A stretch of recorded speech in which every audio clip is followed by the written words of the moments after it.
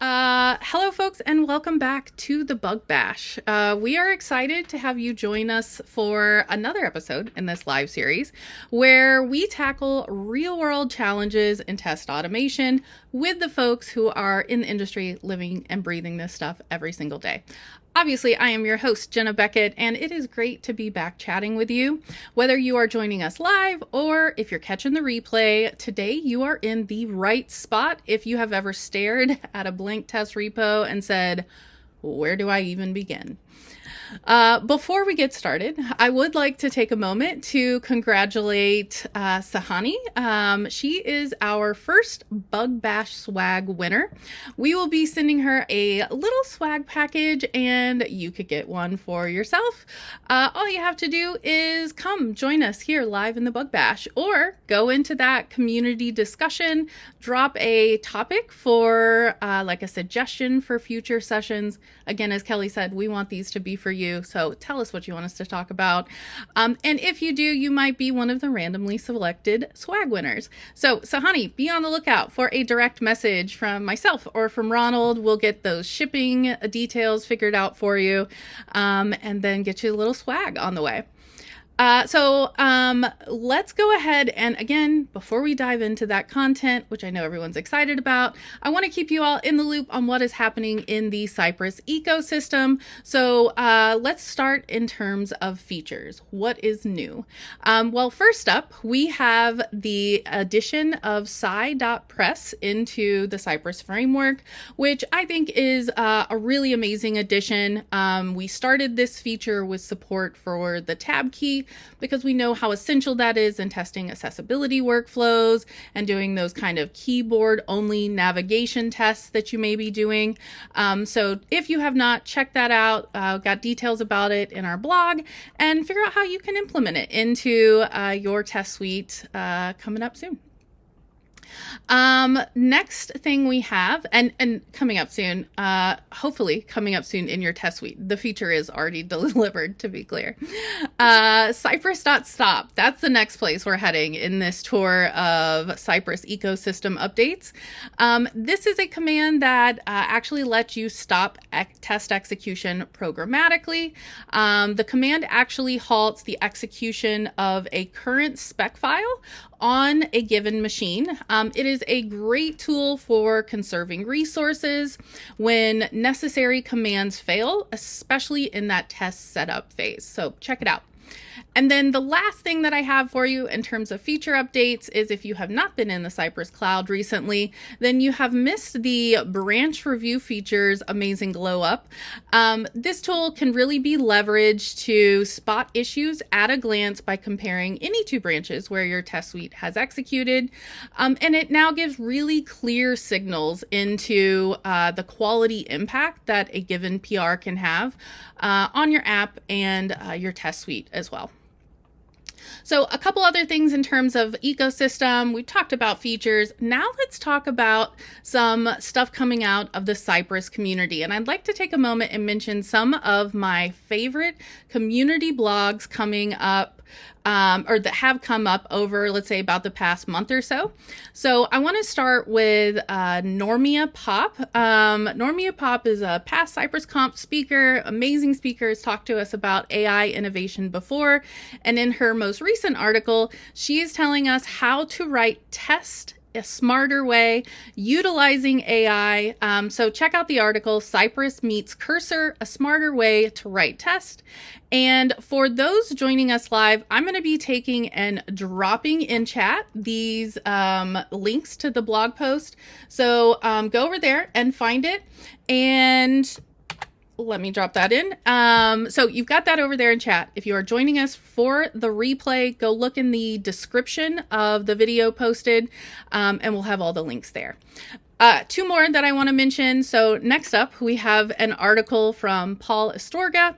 Paul actually wrote a really great article that is super relevant to today's discussion. So thanks for the tee up, Paul. We appreciate it. But it covers how to effectively use tags to optimize your test executions. So if you are using tags, you're looking for ways to speed up executions at certain points in your CI/CD process process or in your software development life cycle, this is a really great article to check out. And then the last one I have comes to you from Sebastian Clavijo, Suero. And Sebastian, I apologize if I messed up your name.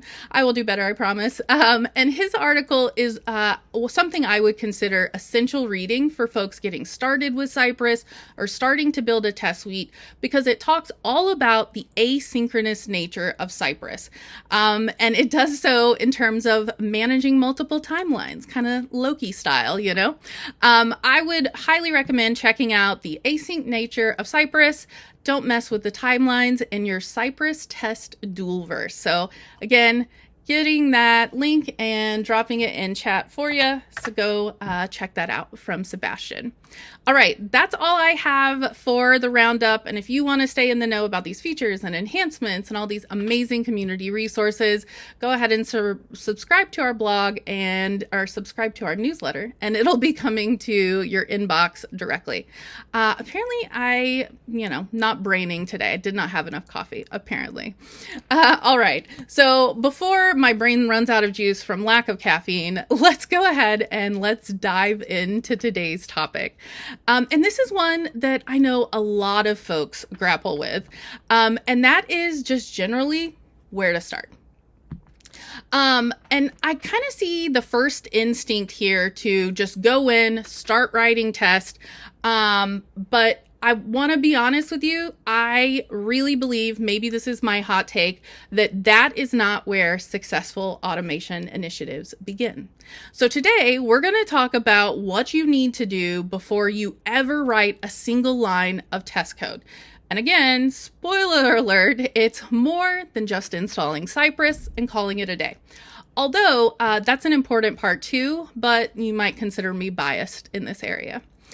So joining me today, and who you heard from earlier during my Discord setup fiasco at the beginning, is Kelly Cordisco, who is our go-to-market engineer here at Cypress.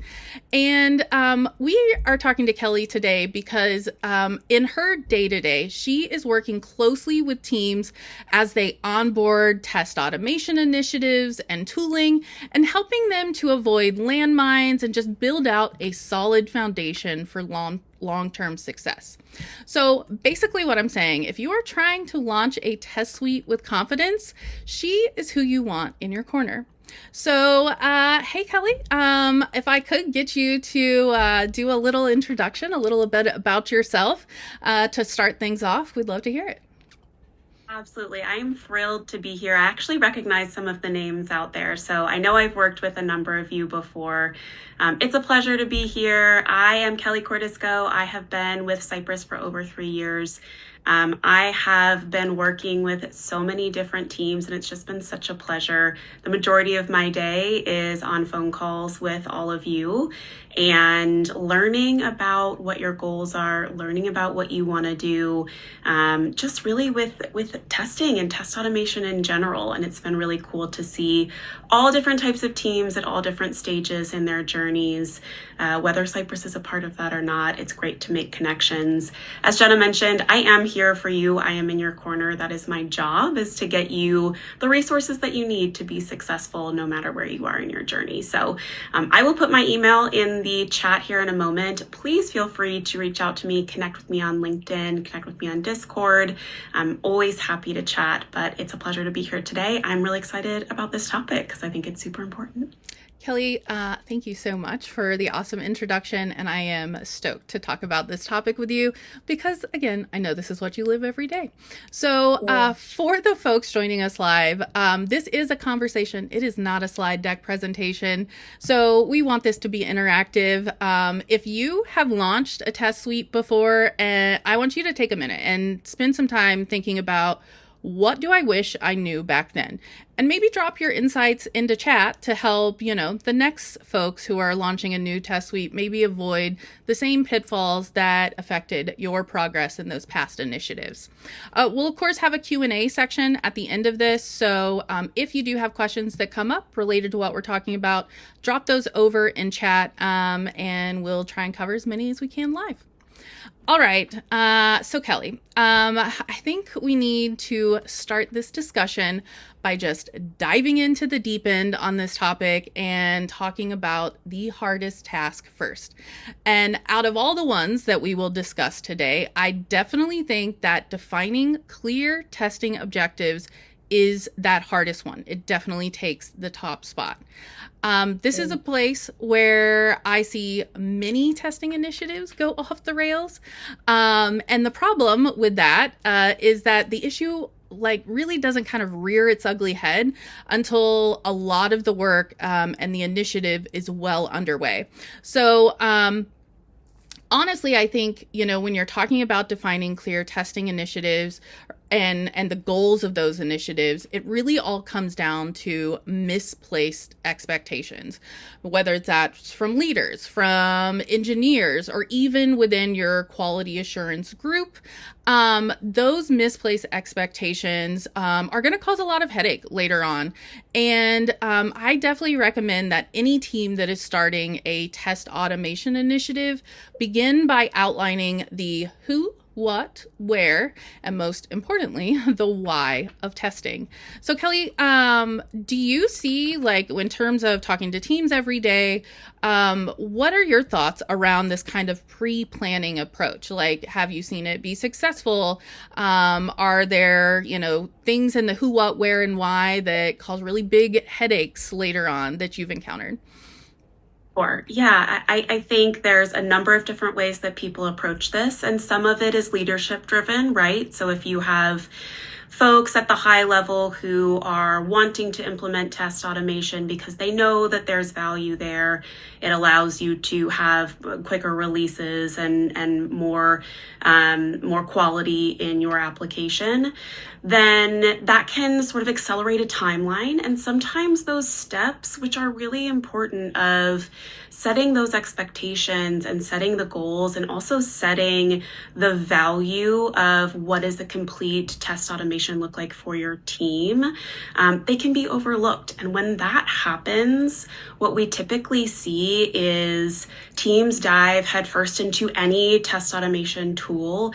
And sometimes they have to backpedal. Sometimes they have to go back because they haven't really determined that provable value. They have let someone else determine what the success or the measure of their work is, as opposed to setting up those expectations from the start and doing it yourself so that you're assigning that provable value from the beginning there. It can take time, like you mentioned. I think that there is such an emphasis on quick iterations and scalability, especially in testing. But when you do take the time in the beginning to set those definitions, set those goals, set those value metrics, all it does is serve you for success later when you are distributing resources and looking back at your sprints to determine what your successes are. And again, really trying to continue some of that value exploration in the future. So I do think that it's an investment in time and resources up front that can then pay over tenfold as you continue to move forward. Yeah, I agree. And let's dive into some specifics here. So I kind of told you all about this who, what, where, and why. So Kelly mentioned a couple of these topics, but let's roll through them. Let's kind of categorize them and give you a good framework for defining these overarching objectives and measurable success items that are really going to help you, to quote Dan, our last guest, define where that finish line is, because that is an essential part of this, right? So let's start with why. Again, I said this is probably the most important of this framework. And I say that because automating for automation's sake will always be a recipe for disaster. Because let's be honest, it adds burden to your processes. And without having any clear reason, without having any clear reason for why you're adding this burden, it can make a lot of heartburn along the way. In fact, I would argue that leaving out this step is a leading cause of mistrust in your test suite later on. And we know that when a team starts mistrusting the outputs of their automation framework, that a confidence erodes. Like, that is a recipe for disaster for any kind of automation initiative. Now, once you're past the why, you need to know who is involved. And when I say who, this is understanding who will write, who will maintain, who will utilize these tests. This is going to help you avoid something akin to like the bystander effect. I don't know if you all have ever heard of this like psychology theory, but it's really about everyone assuming someone else will act. This is that kind of action paralysis often happens when you start an automation effort. It's this big push in the organization. You've got an OKR about it, but we don't have like that very minute definition of who is owning what. I would say that, understanding this also helps you like estimate initiative onboarding duration, because you can assess the skills of those you've identified to be involved, and do they need upskilling? Where are they already working in the application? All of these things are going to help you understand and accurately estimate like this onboarding phase of your initiative, to communicate clearly with leadership the expectations they can have and how long like this ROI on the investment that Kelly's talking about, when that will come through. This understanding of the why is likely going to lead you directly into the next part of defining your objectives, which is the what of testing. And the what is really about, what kind of test you're doing. We've all seen the testing pyramids. We know, unit test, integration test, end-to-end test. You need to look at the folks that are involved in the initiative and the parts of the ecosystem that they work in.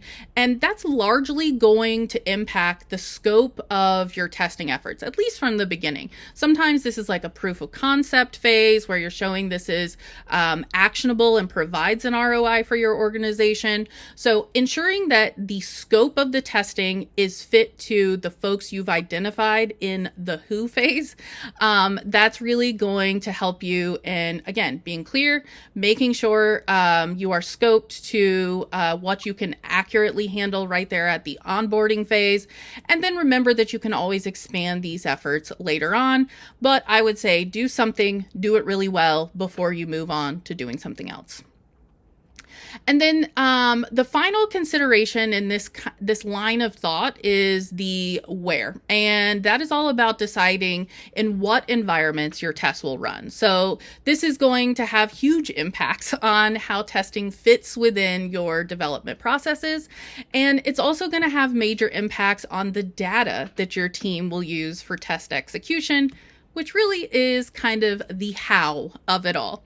So that kind of rounds out our framework. And Kelly, after kind of hearing, talking through that framework, do you see teams implementing frameworks like this to plan? Are there some specific metrics that you see teams measuring along the way that really helps like boost their initiatives? Yeah, I think the most successful teams I work with do this and do it really well. And then I think there are teams that I work with who realize along the way how important this is. The metrics, I think, change. Like you were saying, Jenna, it's really important to sort of identify all of the stakeholders during this process. And especially the ones who are going to be in test automation day in and day out, who are using the tools and who are, submitting pull requests and everything from start to finish in the entire development life cycle. But where that falls is going to be different from team to team. And understanding that, aligning that, as you mentioned, to each individual's strengths. Not everyone has decades worth of automation experience. Not everyone has experience in Java or JavaScript or TypeScript or whatever it may be, whatever tools that they're using. So understanding who is involved, what their skill level is, and then aligning those metrics to that from the start, I think creates more reasonable expectations and timelines.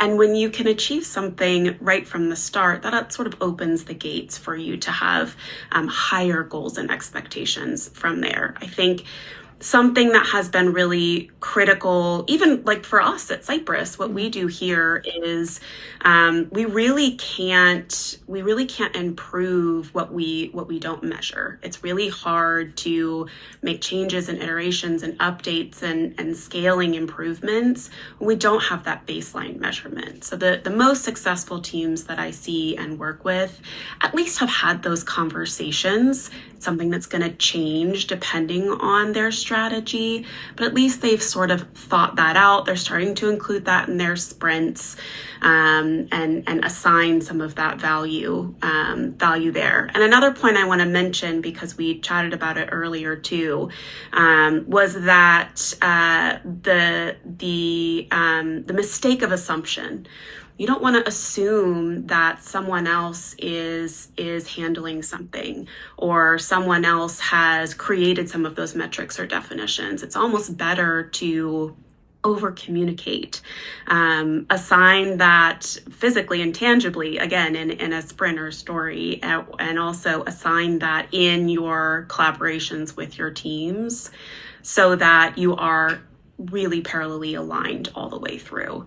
But having that mistake of assuming that, something is happening, or assuming that even that test automation is happening when you've first gotten up and running can be pretty dangerous. So the teams that I see the most successful are the ones that have at least started having those conversations wherever they are in their journey.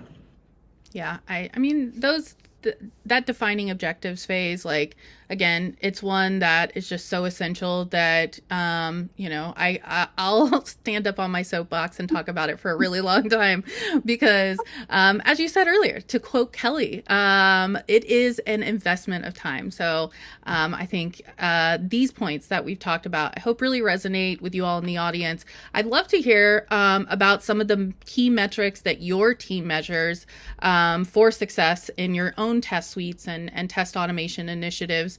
So drop those in chat. We'd love to hear from you about those. And now we kind of are rounding down the conversation on that hardest step. So defining those clear objectives. So you may be thinking, okay, I've done that. Now it's time to get down to business. Let me break out my fast keyboard fingers. It is time to write test. But we're not quite there yet, friends, because implementing test automation goes far beyond just writing scripts. Again, it requires that thoughtful investment of defining objectives and then also adjustments to your team's processes. Remember, and I say this with all the love for test automation, but it adds a burden to your processes. Now, hopefully, as your initiative progresses, the burden lessens over time and it kind of offsets burdens in other areas to give you that ROI. But nonetheless, it is still a burden and you have to account for it. So, Kelly, tell me about some key process changes that you see teams make that boost their success in automation efforts. Yeah, and we covered this a little bit too, but I think one of the biggest sort of process adaptions that I see is embedding test automation into your current workflows. So when you are when you're planning your sprints or you're assigning your story points, it's so important to take that time to factor in the effort required for test automation. So whether you're writing or reviewing or maintaining any of your automated tests, that is human time. Those are actions that need to happen. And as you are more accurately estimating some of those, then your teams can better plan their work. They can avoid some of the overcommitment that happens. They can assure that some of those automated tasks are given the appropriate priority alongside your feature development.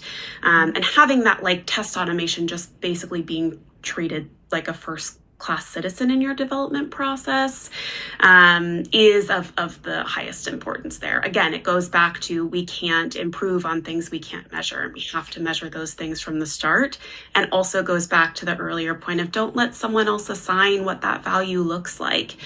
Include that into your process from the start and your efforts from the start there.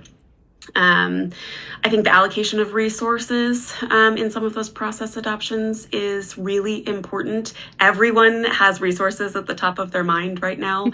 It's 2025. That's all we're talking about. But the maintenance of your data and the maintenance of what you're doing with your time and your resources sets you up for success as you continue to have those conversations with leadership down the line.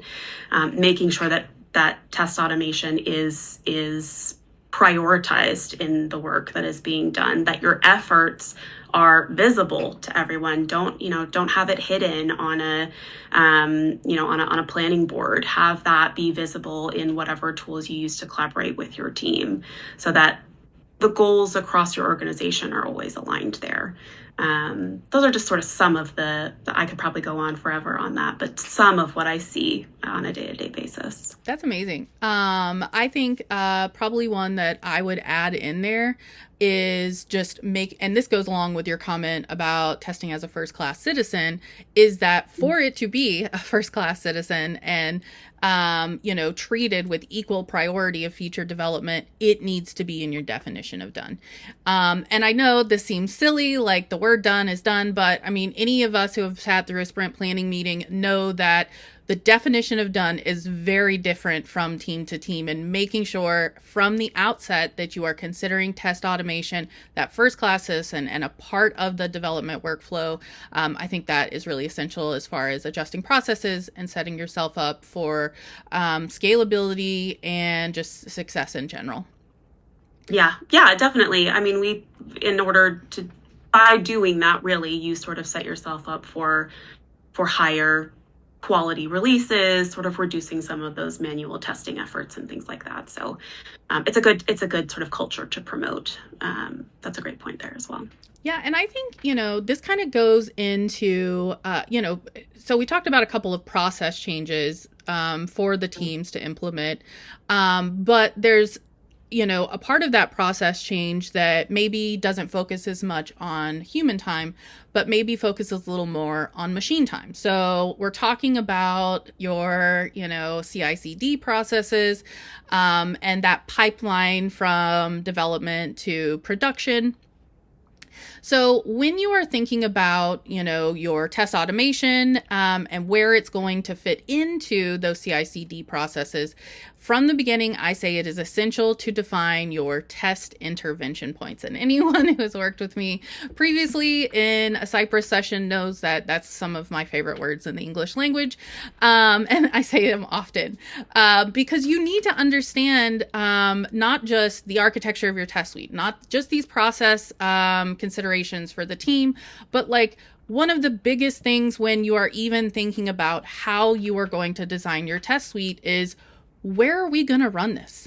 And not only where are we going to run it, but what are we going to run? So we're talking about, a lot of something that would be hopefully uncovered as you are creating your objectives and defining those objectives and measurements of success early on.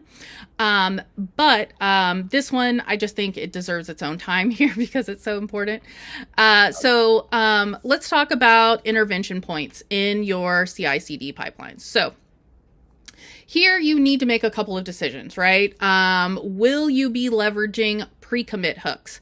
Will you be executing build verification test? Is your team ready to try shifting right and conducting post-deployment test? Understanding these from the outset will help you define target execution time. So that goes back to that goal definition. And it's going to help you define that what of testing as well. And when you start examining your team's processes in this kind of granular fashion, I think you are likely going to start seeing that executing every test at every intervention point is just not sustainable. And here's where I think you have to customize your execution based on risk and impact. So, Kelly, I'm sure this is a challenge that you see often. So what are your recommendations on tailoring a testing strategy in this way? Narrowing in on certain subsets of tests? What do you think here, and what do you see other teams doing?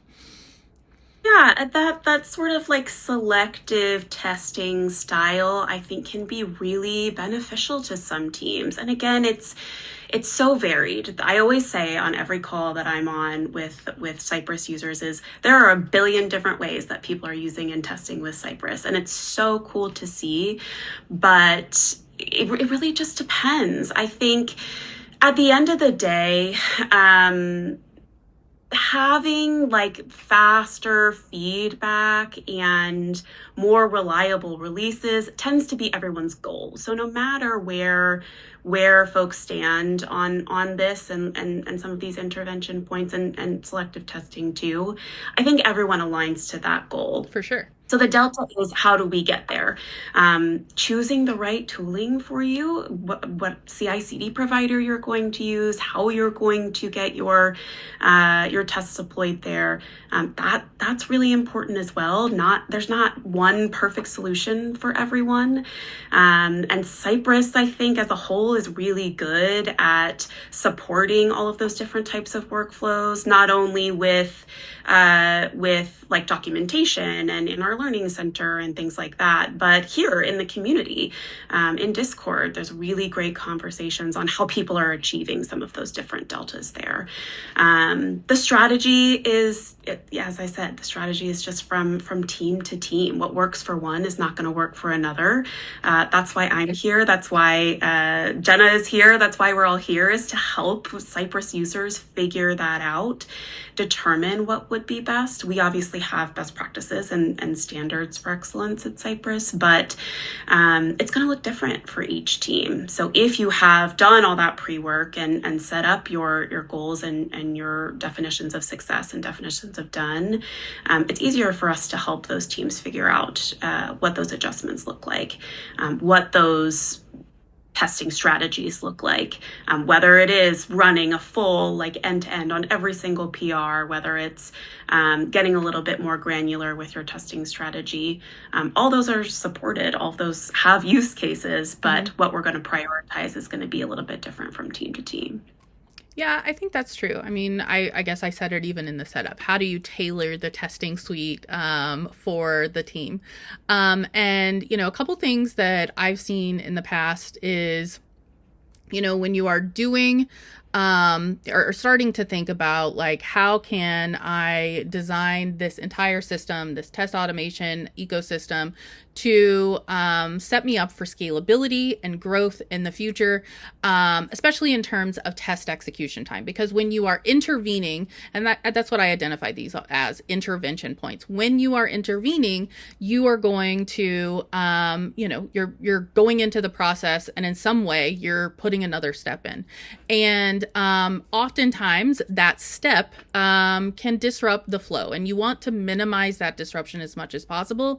So some things that I've seen work is starting by identifying your critical paths. These are the paths that, like, if they crash, your consumers, your clients, they're not going to be able to utilize your tool. So knowing these critical paths, and then if you need to start designing subsets, for example, a smoke suite, then go with your critical paths, start there. Make sure that you have the coverage of those critical paths And once you have that coverage, identify where these limited subset could be executed. So often for your critical paths, you're going to want to execute those more often. When we start talking about, maybe the larger regression suite, maybe you're executing those only at higher environment integrations, or even in that post-production testing that I mentioned.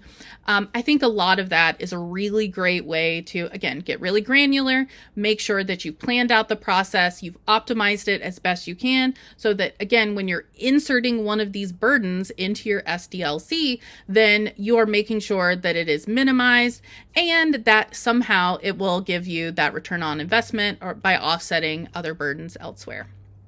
Now, the last thing that I want to mention here as far as a consideration before you write your test, yes, there is still more. I am sorry, friends. But the last thing that we're going to talk about here is planning for scalability and maintenance. And like I said, I can almost read your mind. When can I write the test, right? Well, these automation initiatives and kicking them off, when you are planning them, when you are architecting them, do not think about what it's going to look like on day 1. Think about what it's going to look like on day 100, day 200, your ideal future state. So you could start authoring tests now, without thinking about this. But you might as well go ahead and send your future self an apology note, because unless you plan for your test suite's future state, then I have just seen so many growing pains come out of that. So I'd like to mention just a couple things to keep in mind here. And then we'll head on over to our Q&A. So first, your test suite architecture. I know it is so cool to write those really fancy one-liners that are powered by levels and levels of abstraction. But, and I will consider this yet another one of my hot takes, I do not think you should design your test suites for maximum reuse. Yes, I said it. Instead, I think that you should design your test suites for maximum team usage. And by that, I mean, find a balance between those sleek code one-liners, again, probably brought to you by levels of abstractions, and the systems and people that these tests will operate in. So if you are designing a suite that has maximum reuse, all these levels of abstraction, but the people who are getting there and authoring tests, it takes them so long to understand that it really extends the test automation time, slows down your software development process, and halts you getting code to production, then I would say you've gone too far in the spectrum of abstractions. Find that balance. And again, this is, to Kelly's point, another thing that is going to be completely different from team to team. Another thing that I'd like to mention here is error handling and logging. And I know this is not the most attractive concept to consider, but if you wrap your head around the standards for error handling and logging early on, from the beginning, you set yourself up later on when things become wild and, well, hopefully not become wild, but a lot larger in scale. You're setting yourself up for identifying and diagnose failures a lot easier. Yes, it's always going to be complicated, but again, our work here is striking that balance, minimizing that as much as we can.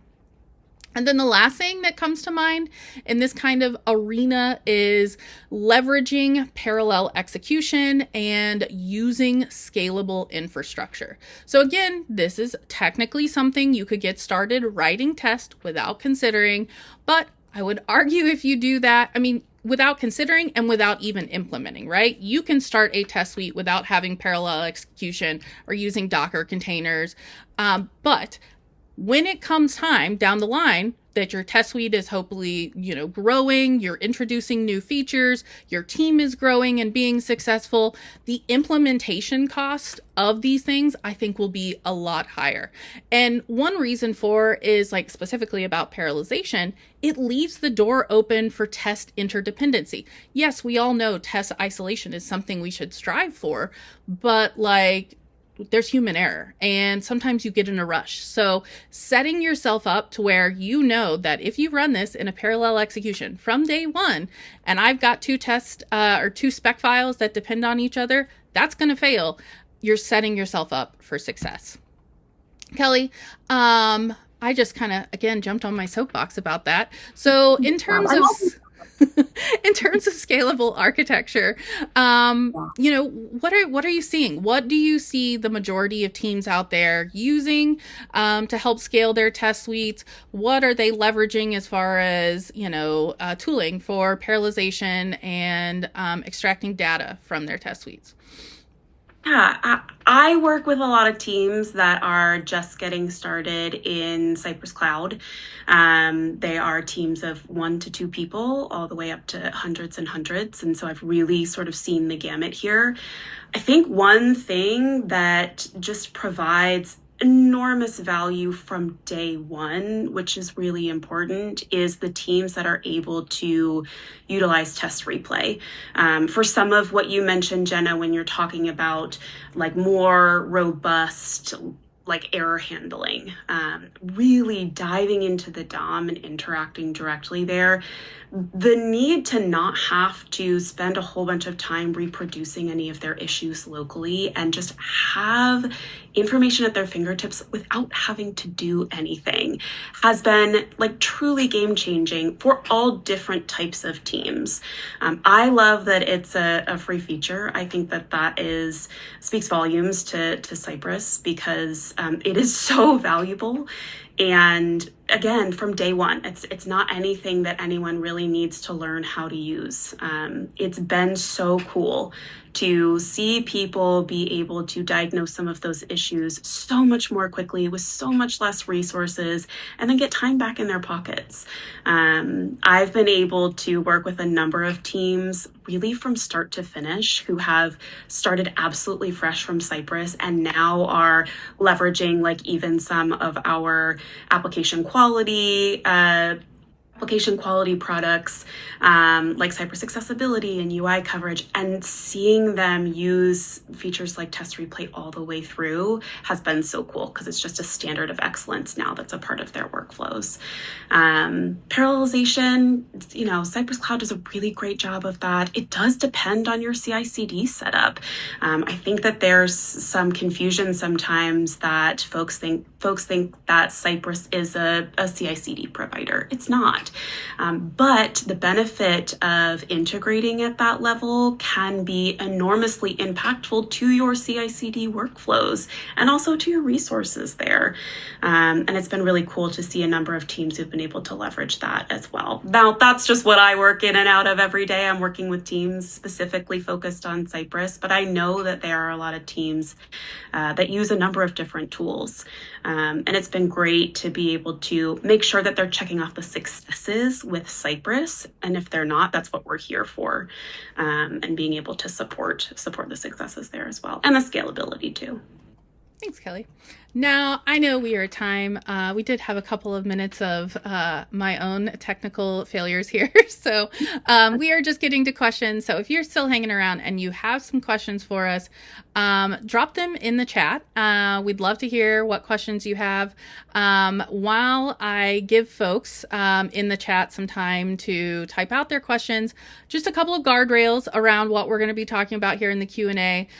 There's so much within the Cypress ecosystem that we could talk about, but I really want to focus in on this concept that we're discussing of things to consider when you're starting up your test suite and just setting yourself up for success. So if you've got some questions about that topic, drop them in the chat now.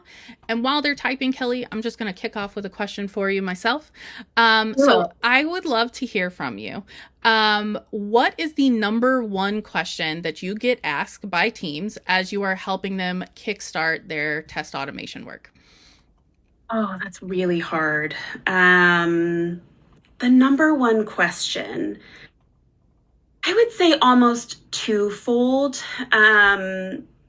Part one is like, what resources does Cypress have to support the onboarding and adoption of Cypress within my organization? I get that question a lot. I love to share our learning center. I love to share this Discord channel. Our blog site and our YouTube channel is just chock full of information that can really help with education and content and adoption and onboarding of new team members as well. But I think the other thing I get asked a lot is, how do I continue, for some folks, or start to build a business use case for Cypress? And that can be, just using the open source Cypress app, all the way up to trying to invest resources into some of the paid solutions that Cypress has as well. And that, again, is what we are here for. I do that a lot. I work with teams on defining value and proving the concept, making sure that we're underlining the return on investment of resources, of time, of the folks that are involved in the team, and making sure that we're all aligned there, whether that's sharing collateral, whether that's helping those teams basically create an elevator pitch for their use case of test automation and some of the features that we provide as well. That's something I hear a lot is how can I really build that use case for Cypress? We have a lot of resources and a lot of tools for that, but we also have people like myself who would love to be able to help you do that at whatever stage that you are in your test automation journey. So probably the two top questions that I hear on a day-to-day basis. That's awesome. Well, thanks for sharing that, Kelly. I am watching chat and I am looking for some questions. I don't see questions, but I do see a lot of conversation around a certain abstraction method that is always a hot topic within our community, which is page object models. So I see it. We're going to talk about it. And I will say that we do have and have said before that we think page object models in a Cypress test suite is not necessarily needed. And I say that because we have two things that you can leverage to be able to create reusability without those extreme abstraction levels that I mentioned earlier. So we do have custom commands that you can utilize to, make something that is reusable and is reusable throughout your entire test suite. So a lot of custom commands. In fact, one that I usually always see in an enterprise test suite is around login flows, right? The other thing that we have is that it's just plain old JavaScript, folks. So if you have a spec file and you need to be able to do this certain thing and repeat that certain, couple steps in your application in this particular spec file, maybe that's not a candidate for a custom command because it's very limited usage. But it could be a candidate for just a plain old function inside of your spec file. Now, arguably, if you're creating those plain old functions in your spec file, you're saying, well, what's the difference between just moving that over into a different file? Well, and personally, I would argue organization and being able to understand the test suite and not have to go and search through so many different places in your code files to understand what one test is doing. However, I do want to say that we have seen many organizations utilize the page object model approach in their test suites and do it very successfully. Again, I think this goes back to tailoring your test suite to the team that is using it. It doesn't always work for folks. And one thing that I would caution you against is when you are using the page object model, typically you're creating classes. These have the ability to store state. And if you are storing state, even if it is between two tests, not two spec files, you're violating test isolation, which at Cypress we do take a pretty hard stand on and say that is something that we believe sets you up for success and limits flakiness and failure. So I know there's a lot of conversation going on in the chat about page object models. Here's where we stand from the Cypress side. I hope that has been insightful. And if this is a topic you all are really interested in, then go drop it in our thread for future possible topics. Not only might you earn yourself some swag, but it could be the focus of an entire episode. So it is now time for us to wrap up the Bug Bash. Thank you so much for everyone who is in chat and is engaging. It has been so active over there. It's been hard to keep up with. Thank you to Kelly for being an amazing guest and coming and providing insights and just learnings that she's had from working with a number of teams starting up test automation initiatives. We are going to be coming back to you live for another episode of the Bug Bash on May 27th. And remember, again, if there's a topic you want to hear, go drop it in that Bug Bash thread, and we might cover that in a future session. Don't forget that chance to win the Bug Bash swag. And until next time, happy testing, everyone. Thanks for joining us.